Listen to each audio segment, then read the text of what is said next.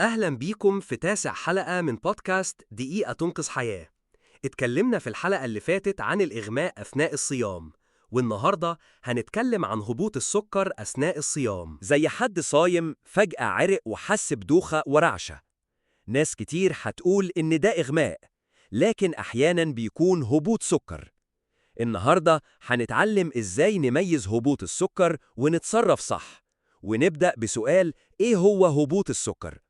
هبوط السكر بيحصل لما نسبة السكر في الدم تقل جداً، وده شائع عند مرضى السكر واللي بياخدوا أدوية وفي الصيام الطويل مع مجهود. ومن أشهر أعراض هبوط السكر هي الرعشة والعرق البارد والدوخة والجوع الشديد واللخبطة أو العصبية.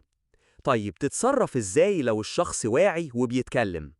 خليه يقعد واديله حاجة مسكرة بسرعة، تمر أو عصير أو سكر مذاب، واستنى 10 دقايق.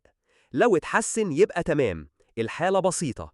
بس لو مش واعي ما تديلوش أكل ولا شرب واطلب الإسعاف فوراً. طيب، إيه الفرق بين هبوط السكر والإغماء؟